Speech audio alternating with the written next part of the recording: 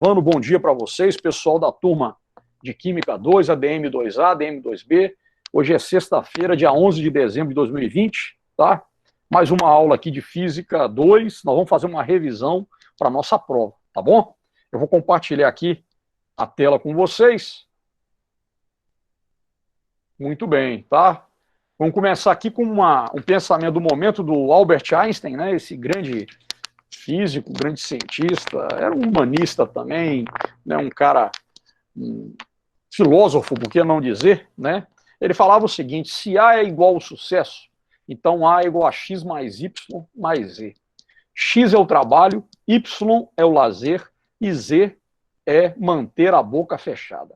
Né? Então, a frase do Einstein, eu acho muito interessante essa frase do Einstein, porque ele fala, né?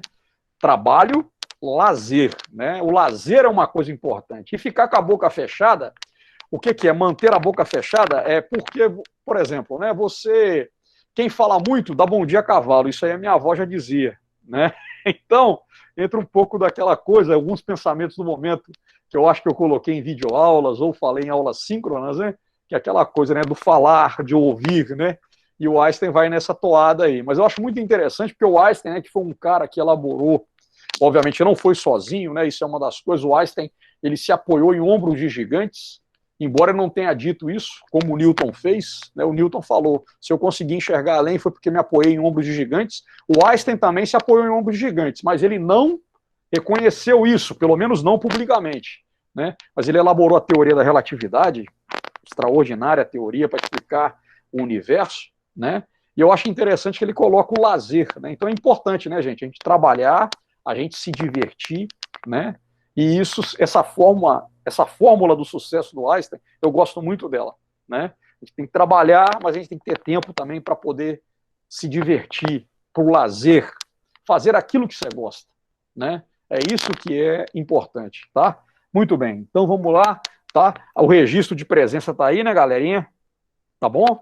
Ó, lá na presença, tá? A senha de vocês eu já coloquei lá no chat, tá bom? Eu vou voltar lá no chat que tinha 50 pessoas, agora tem 48, opa, 2 pessoas caíram, né, a conexão, ou espero que tenha caído, né? Ou não tenham vindo aqui só para registrar a presença e ido embora, né? Eu acredito que isso não tenha acontecido. Tá bom? Então, ó, já coloquei aqui o registro de presença, qualquer coisa eu volto a colocar mais para frente, tá bom? E aí nós vamos trabalhar aqui agora com alguns exercícios, né, para revisão para a nossa prova de Física 2 do módulo 2, tá? Esse exercício aqui é um exercício que não está na lista, não está no teste, tá? Se vocês tiverem alguma dúvida, mandem para mim, tá? Mandem para mim por e-mail a dúvida lá, Adriano. Se eu estiver devendo alguma coisa, vocês cobrem para mim de novo, tá bom? Mas olha só, esse exercício diz o seguinte: um professor de física recebeu de um aluno, né, uma amostra de 50 gramas de um sólido, tá bom? Então tem aqui 50 gramas de uma substância no estado sólido. E ele foi para o laboratório, né, provocou um aquecimento contínuo e representou os dados obtidos em um diagrama temperatura, né, versus quantidade de calor recebido. Tá vendo? Ó? Então, temperatura versus quem? Versus calor. E aí o gráfico é esse, né? A partir de zero, quando eu não forneço nenhum calor, eu tenho um aumento de temperatura, né? Eu vou fornecendo calorias até 400, e depois de fornecer 400 calorias de energia, esse sólido, ele atinge uma temperatura de 40 graus Celsius. Aqui desse ponto até esse ponto, o que vai acontecer com ele? Ele vai ficar com temperatura constante, né? E quando um corpo mantém a temperatura constante, mesmo eu fornecendo calor, isso indica o quê? Que ele está sofrendo o quê? Uma mudança de estado físico, né? Se aqui ele está no estado sólido, aqui ele vai estar sofrendo o quê? Aqui vai estar sólido mais líquido, né? Ele vai estar, então, aqui, ó, sofrendo o quê? A fusão, ó. Aqui ele vai estar sofrendo a fusão. Né? Ele começa no estado sólido e ele vai estar sofrendo a fusão, tá bom? E aqui, ó, na hora que a temperatura volta a aumentar, é porque ele já passou a mudança de estado físico, ou seja, tudo que era sólido virou líquido, e aí esse líquido começa a aumentar de temperatura com o fornecimento de calor, tá? Então isso aqui é um gráfico padrão, representa, na verdade, o que? Uma substância pura, não é uma mistura azeotrópica, né? Nem eutética, não é uma mistura azeotrópica nem altética, e aí você tem, na verdade, essa característica aí, né, de uma substância pura. Mas aí o que ele pede? Ele pede o seguinte: a partir dos dados que podem ser retirados do diagrama, responda o que ocorre no intervalo entre 400 calorias e 500 calorias de calor recebido. E quais os valores dos calores específicos e latente nos 3 trechos representando-os no diagrama. Está errado aqui, esse N aqui não pode existir, representados no diagrama. Então ele me deu aqui, na verdade, o gráfico, me deu que a massa desse cara é de 50 gramas e que ele está inicialmente no estado sólido. Tá? A primeira pergunta que ele faz é isso: o que acontece entre 400 e 500 calorias? Ó. Nesse intervalo aqui, ó, entre 400 e 500 calorias, o que vai acontecer? A temperatura permanece constante. Então, entre 400 calorias e 500 calorias de calor cedido para esse sólido, o que vai acontecer? Vai ocorrer a fusão desses 550 gramas de sólido. Acontece a fusão, mudança de estado físico, do sólido para o líquido. Tá bom? Beleza, trivial. Agora ele pede aqui, ó, quais os valores dos calores específicos, tá? Né? E o calor latente nos 3 trechos representados no diagrama. Então eu tenho aqui, olha lá, ó, primeiro trecho é esse que vai de 0 a 400 calorias com a variação de temperatura de 40 graus. Esse aqui é o trecho 1. No segundo trecho, a temperatura permanece constante, tá vendo? Entre 400 e 500 calorias. No terceiro trecho, entre 500 e 600 calorias, eu tenho de novo uma variação de temperatura. Então aqui eu vou ter calor sensível, aqui eu vou ter calor latente, né? No caso, o calor latente de fusão, e aqui eu vou ter de novo o calor sensível, tá bom? Então eu dividi o diagrama em 3 partes, 1, 2, 3, vamos calcular esses calores específicos e o calor latente para cada um desses casos. Então, na primeira parte, o que nós temos aqui, né? De 0 até 400 calorias, de 0 até 400 calorias, o que vai acontecer? Ocorreu uma variação de temperatura de 40 graus, né? Para esse sólido que tem uma massa de 50 gramas, tá? Então, ó, se eu pegar a equação do calor sensível, tá? Ou a equação fundamental da calorimetria, eu vou ter o quê? Que eu tenho Q macete, que é a quantidade de calor fornecido, né? Que foi 400 calorias, para a massa de 50 gramas, vezes o calor específico desse sólido, né? Ali, quando ele está no estado, né, sólido, vezes a variação de temperatura dele. Então, substituindo os valores, eu vou ter 400 calorias, que foi o calor fornecido, é igual a 50 gramas, a massa de sólido, vezes o calor específico dele no estado sólido, tá vendo? Ó, C sol, vezes a variação de temperatura. Então, o calor específico que tem esse cara, esse trecho 1 desse diagrama, temperatura em função de caloria, vai ser 400 calorias dividido por 50 gramas vezes 40 graus Celsius, que vai dar, na verdade, quanto, né? Vai dar 400 dividido por 2.000, que vai dar 0,2 calorias por grama vezes graus Celsius, tá bom? Esse é o calor específico dessa substância aqui para o estado sólido. Certo, pessoal? A quantidade de calor que eu tenho que fornecer para 1 grama desse sólido para que ele varie em 1 grau Celsius a sua temperatura. Eu tenho que fornecer 0,2 calorias. Muito bem. No trecho 2, o que acontece? Vai acontecer a fusão, né? Então, todo o calor que é cedido, ele não vai fazer com que a temperatura do sólido aumente, vai fazer com que haja quebra das moléculas, da força de coesão entre as moléculas do estado sólido, para acontecer a mudança de estado físico, para que essa substância saia do estado sólido e passe para o estado líquido, tá bom? Então, nesse caso, né, eu tenho o quê? Né? A quantidade de calor, né, foi de 400 até 500, ele recebeu 100 calorias nesse segundo trecho, nessa parte 2, e da equação do calor latente, o que eu tenho? O calor que eu forneço é igual a massa vezes o calor latente de fusão. É esse calor latente de fusão que eu quero calcular. Então, o que a gente vai ter aqui? Né? 100 calorias é igual a 50 gramas vezes o calor latente de fusão. Calor latente de fusão é igual a 100 calorias dividido por 50 gramas. Isso aqui vai dar quanto? 2 calorias por grama. Então, para que esse cara passe do estado sólido para o estado líquido, eu tenho que fornecer 2 calorias para cada grama de sólido. Tá bom? Esse é o calor latente de fusão. Tá? Na parte 3, o que aconteceu na parte 3? A gente observou o quê? Que a quantidade de calor variou de 500 para 600 calorias, tá? E nessa passagem de calor, a substância está no estado líquido, tá? E a massa de 50 gramas de sólido, o que aconteceu com ela? Ela sofreu uma variação de temperatura de quanto? De 40 graus Celsius, né? Passando de 40 graus Celsius para 80 graus Celsius, tá bom? Então, mais uma vez, eu vou usar quem? O que macete? A equação do calor sensível ou a equação fundamental da calorimetria. Então, olha lá, a quantidade de calor, né, que seria, então, no caso de 100 calorias, é igual a massa, continua sendo 50 gramas, só que agora está no estado líquido, vezes o calor latente, pelo calor sensível desse cara no estado líquido, né? Guardar bem que, dependendo do estado físico da substância, o calor específico muda, né? Certo? O calor específico muda, tá bom? Né? E aí o que vai acontecer? Eu vou ter aqui, na verdade, o quê? Vezes a variação de temperatura. Ele muda por causa do estado de agregação das moléculas da substância, né? No estado líquido, o calor sensível ele é menor do que no estado sólido, né? Então, a quantidade de energia que eu tenho que fornecer para acontecer uma variação de temperatura, que é a medida do grau de agitação das moléculas, é menor do que no estado sólido. E assim também vale para o estado de vapor, cujo calor específico é menor do que no estado líquido e no estado sólido.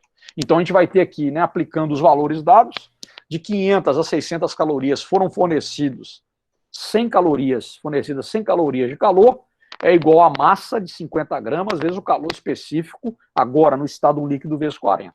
Então, né, desenvolvendo aqui, eu teria que o calor específico desse cara no trecho 3 vai ser 100 calorias dividido por 50 gramas vezes 40 graus Celsius, o que vai me dar 100 calorias dividido por 2.000 gramas vezes graus Celsius, vai me dar 0,05 calorias por grama vezes graus Celsius, tá? Ou seja, o calor específico dele, ele é no estado líquido, é 4 vezes menor do que no estado sólido. Tá bom, pessoal? Certo? Diga, minha prezada. Por que na segunda é latente e nos outros dois são específicos? Por que latente? Pô, isso aí, boa pergunta. Então vamos lá, ó, minha prezada Maria Clara ou Maria Fernanda? Fernanda. Aí, não tem jeito não. Isso aí é... Aí o trote aí, se vocês passar trote, eu vou acreditar que é um ou outro. Olha bem, minha prezada Maria Fernanda, certo? A menina duplicada com a Maria Clara. Eu vou ter aqui o seguinte, ó, nessa primeira parte, ó, Maria Fernanda, o que acontece? Existe variação de temperatura, você está vendo? A temperatura varia de 0 para 40. Então, aqui eu tenho uma variação de temperatura, isso quer dizer o quê? Que a quantidade de calor que eu forneço vai fazer com que varie a temperatura. Por isso é chamado de calor sensível, que se sente. Eu vejo que está vendo, que está tendo variação de temperatura, então eu vejo, olha lá o calor está sendo usado para quê? Para aumentar a temperatura, por isso que é chamado de calor sensível. Mas aqui, Maria Fernanda, o que vai acontecer aqui, Maria Fernanda? A temperatura permanece constante, então é chamado de calor latente. O que é latente? Latente é oculto, é escondido. Então todo o calor que eu forneço, no caso aqui, tá vendo, ó, de 400 para 500 calorias, ele não vai ser usado para variar a temperatura, ele vai ser usado internamente, dentro, né, da substância para quebrar as forças de ligação, tá? Então, toda vez que tem mudança de estado, por exemplo, aqui, ó, ele atingiu o ponto dele de fusão, que é 40 graus Celsius. A partir desse ponto, qualquer calor que eu fornecer para ele não vai ser usado para aumentar a temperatura dele. Vai ser usado para quê? Para que haja quebra das moléculas, a força de ligação das moléculas do estado sólido, para que ele passe para o estado líquido. Na hora aqui, Maria Fernanda, ó, que o último pedacinho de sólido virou líquido, aí ele volta a esquentar. Aí no trecho 3 eu tenho o quê? Eu tenho de novo o calor sensível, que é o que macete. Entendeu? Certo? Foi. Obrigada. Tá bom. Nós vamos fazer uns exercícios agora que isso aí vai ficar também mais claro. Tá bom? Pessoal, tem mais alguma questão? Beleza? Então tá bom então, tá? Vamos passar para o outro exercício agora, que a gente vai tratar um pouquinho também desse negócio de calor latente. Vamos lá, ó. Aqui ficou meio embaçado, né, gente? Aqui foi o meu scanner lá, né? O legal de scanner hoje é que você usa um smartphone e você consegue escanear, né? Tem uns aplicativos, tem alguns aplicativos já direto ali no smartphone. Então, na hora que eu bati esse scanner aqui, né? Essa foto, né? E aí você escaneia, você exporta ele como PDF. Ficou meio embaçada, mas dá para a gente ler. Olha lá. No interior de um calorímetro ideal, esse calorímetro ideal, o que é? é aquele que não troca calor com o ambiente, não troca calor com as substâncias que estão dentro dele, né? Esse calorímetro ideal, ele tem capacidade térmica nula, tá? Ele não participa das trocas de calor. Ideal é uma coisa que não existe, né? Não tem nada, é ideal, eu quero, a menina, por exemplo, eu quero encontrar o príncipe encantado, né, o crush ideal para minha vida, isso não existe. O cara também quer uma crush ideal, não tem esse negócio, né? Não tem, gente. Ninguém, ideal é no plano das ideias. O ideal seria isso, mas nós temos uma realidade, né? É óbvio que a gente faz de tudo para quê? Para poder chegar, né, aperfeiçoar cada dia mais, mas é isso. Então, calorímetro ideal, quando fala calorímetro ideal, gás perfeito, gás ideal, máquina térmica ideal, isso aí não existe, tá bom? Isso é só no plano das ideias. Então, nesse calorímetro, que é chamado de ideal, ou seja, ele não tem capacidade térmica, ele não troca calor, se coloca 40 gramas de água a 40 graus Celsius e um bloco de gelo de massa 10 gramas a temperatura de menos 20 graus Celsius, tá? Aí pergunta qual que é a temperatura final de equilíbrio, tá bom? Então imagina, eu tenho um recipiente, tá? Fechado, ele não permite trocas de calor com o meio e ele nem participa das trocas de calor, tá bom? Lá dentro dele vão ficar 40 gramas de água a 40 graus Celsius e tem um pedacinho de gelo de 10 gramas que está a temperatura de menos 20 graus Celsius. O que vai acontecer? Né? Vai ter troca de calor entre eles, né? Isso nós já vimos lá nas videoaulas, e aí no final eu vou ter uma temperatura de equilíbrio, tá bom? O que ele dá para nós aqui? Ele dá para nós o calor específico do gelo, o calor latente de fusão do gelo e o calor específico da água, tá vendo? Certo? Tá bom? O calor específico da água. Então aqui, né, quando a gente vê esses dados, a gente pensa assim, não, a água vai derreter o gelo. Mas é sempre importante, ó, a gente fazer uma coisa, que eu vou mostrar para vocês agora, mas antes vamos ver aqui o esquema, ó. Calorímetro ideal, né? Aqui eu tenho aqui esse gelo que está a menos 20 graus Celsius e está com uma massa de 10 gramas, tá? Eu tenho a água aqui, ó, uma massa de 40 gramas a 40 graus Celsius. O que vai acontecer? Eu vou ter troca de calor, o calor vai passar da água, que está a maior temperatura, para o gelo, que está a menor temperatura. Só esses dois caras é que participam das trocas de calor. Beleza? Tá bom? Então, o que vai acontecer aqui? Nós vamos ter, então, ó, os dados do problema, né? A massa de água, a temperatura inicial da água, a massa de gelo, a temperatura inicial do gelo. Eu quero saber isso aqui, ó, qual que é a temperatura de equilíbrio, a temperatura final. E os calores específicos do gelo, da água e o calor latente de fusão do gelo. Tá bom? Os dados do problema, é isso que eu vou aplicar. Tá? E aí a pergunta que não quer calar. Os 40 gramas de água a 40 graus Celsius irão fundir os 10 gramas de gelo, inicialmente a menos 20 graus Celsius, ou os 10 gramas de gelo irão solidificar os 40 gramas de água, tá?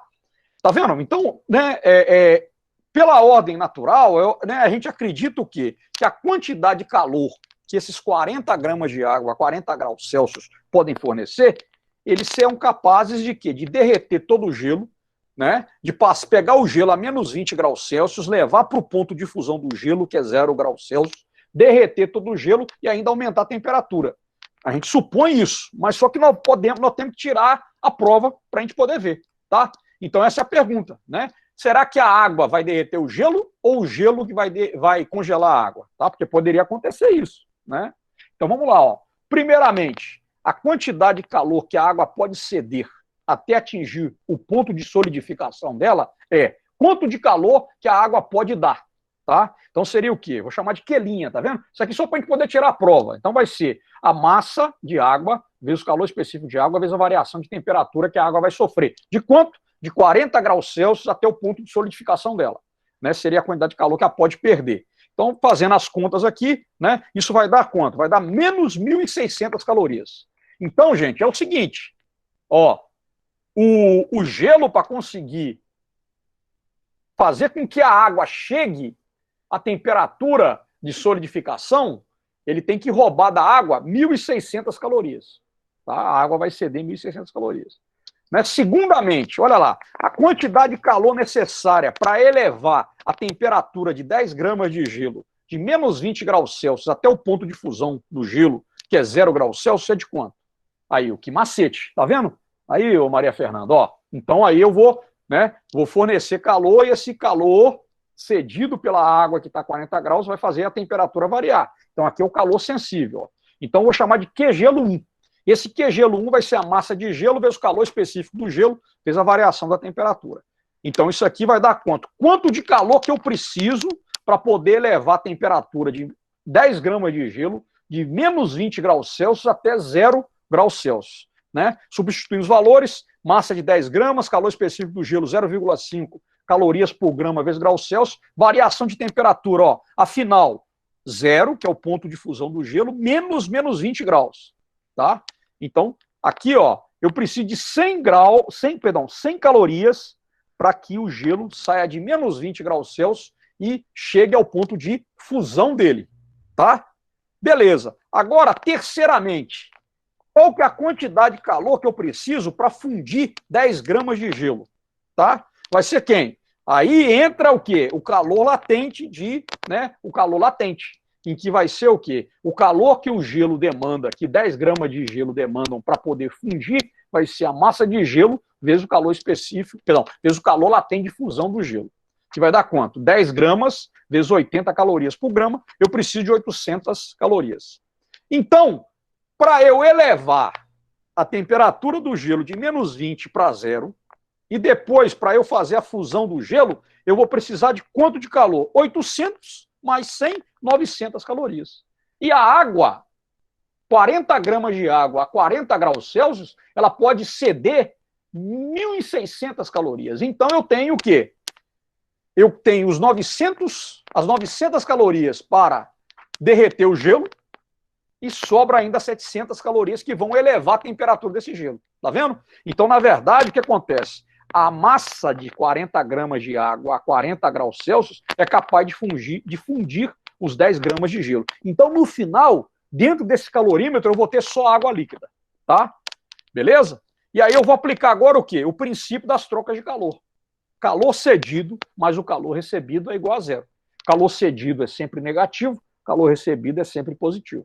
Então, somando os dois vai dar 0. Olha lá, a quantidade de calor que a água pode ceder até atingir o equilíbrio térmico, mais a quantidade de calor, né, que é necessário para o gelo elevar sua temperatura de menos 20 graus Celsius até 0 graus Celsius, mais a quantidade de calor para eu fundir os 10 gramas de gelo, mais a quantidade de calor para poder elevar a massa de água agora, né, a massa de gelo que virou água, de 0 até a temperatura final de equilíbrio. Estão vendo? Então tenho Q-gelo 1, Q-gelo 2, Q-gelo 3. O Q-gelo 1, calor para trazer a temperatura do gelo de menos 20 graus Celsius até 0 graus Celsius, que é o ponto de fusão.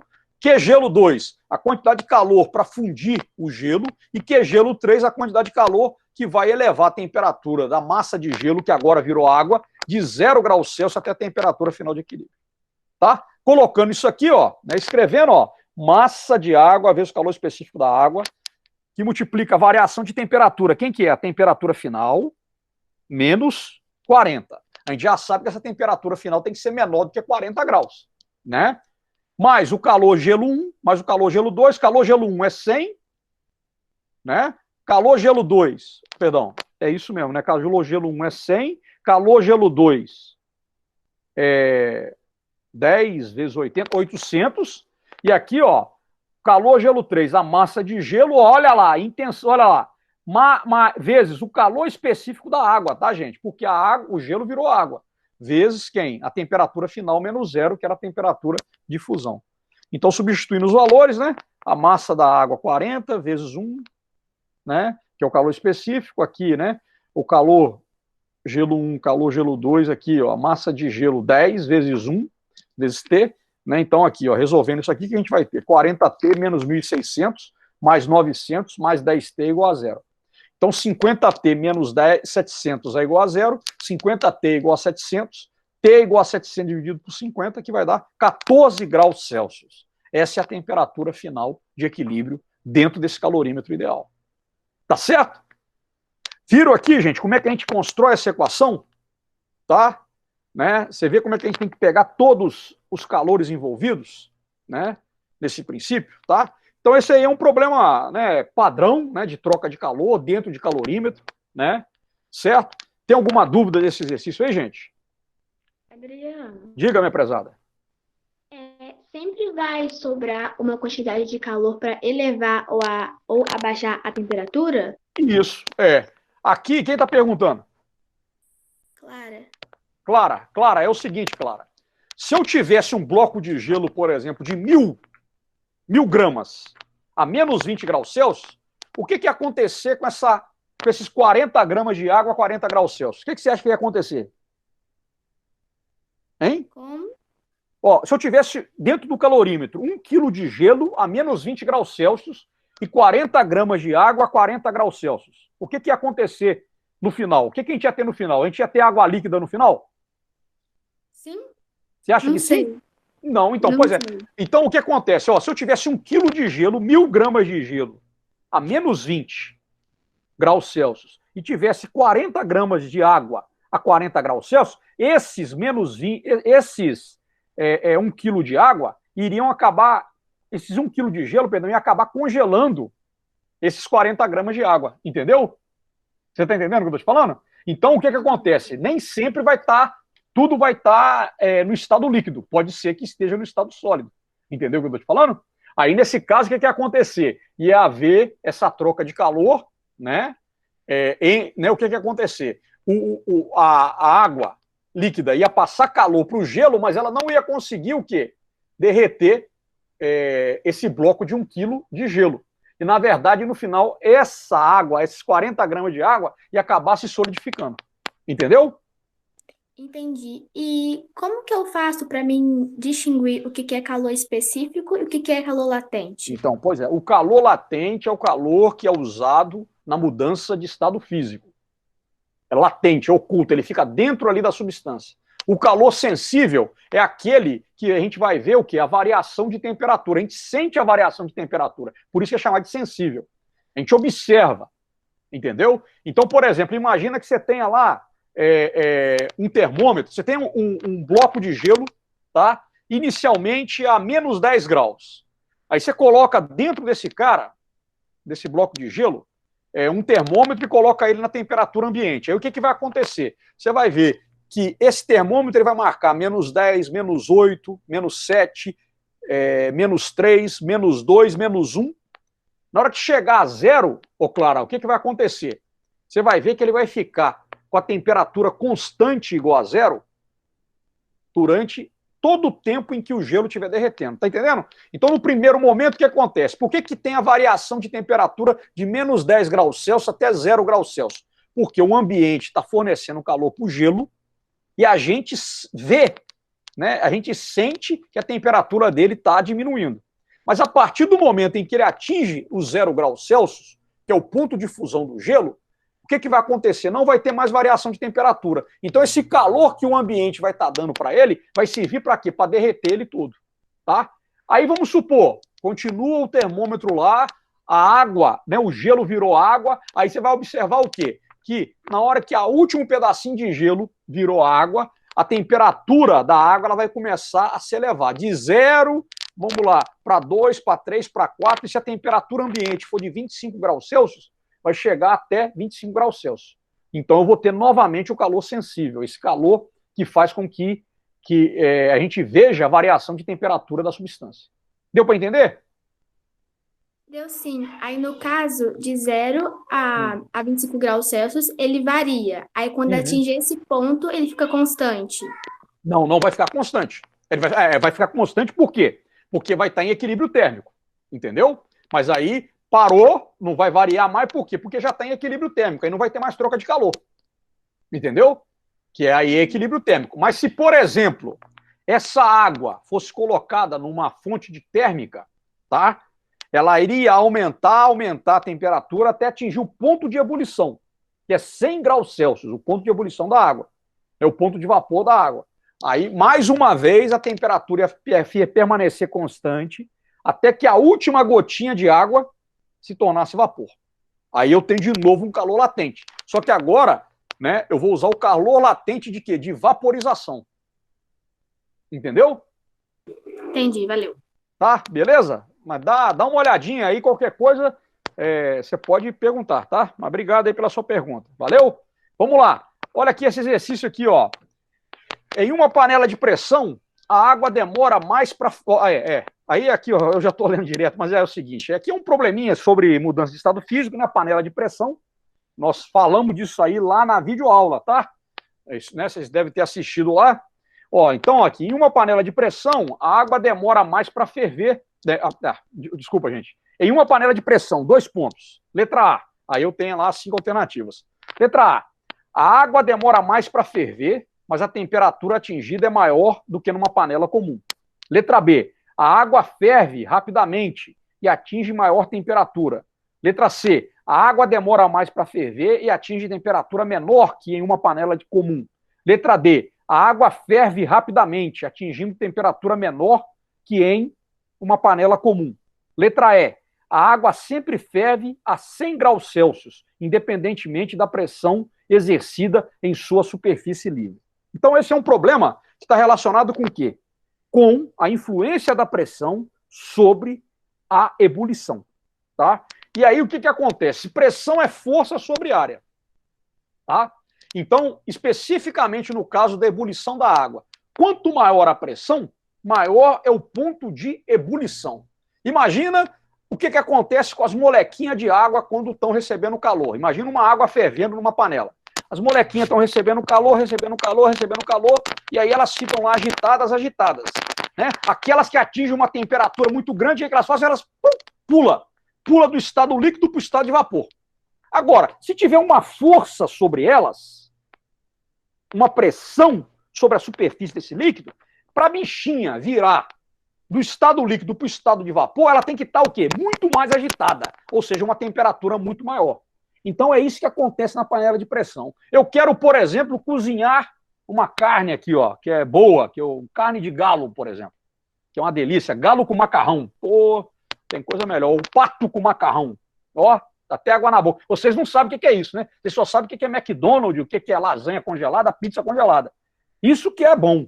Galo, macarrão, pato com macarrão, mocotó, rabada, o que mais? Dobradinha, que é bucho de boi. Vocês não conhecem nada disso. Quando vocês ouvem, vocês dizem, é brincadeira, como é que mudou a alimentação. Mas, por exemplo, vou falar, pato com macarrão. A carne de pato é dura. Então, para eu poder cozinhar bem a carne de pato, o que eu tenho que fazer? Eu tenho que usar a panela de pressão. Na panela de pressão, eu coloco ela lá, né, tem um esquema, tem aquela válvula, né, que é aquele pezinho que fica em cima. E aí o que acontece? Está fechado.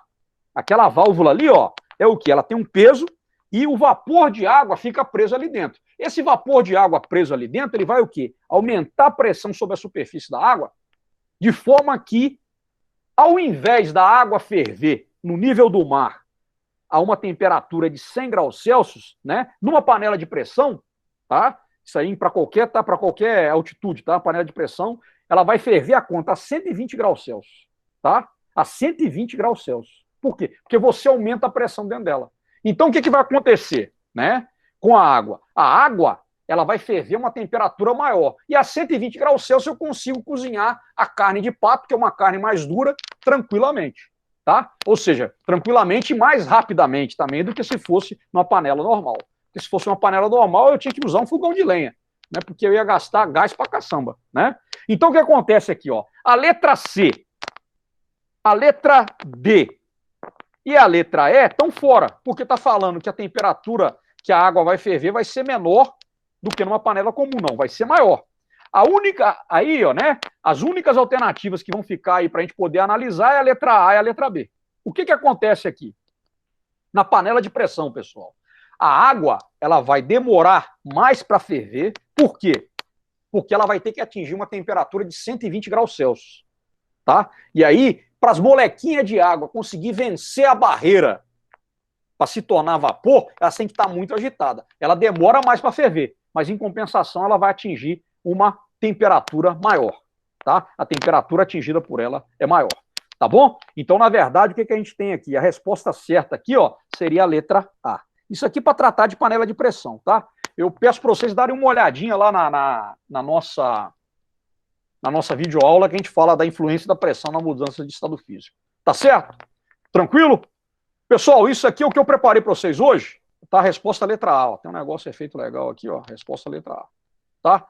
Isso aqui é o que eu preparei para vocês hoje, tá?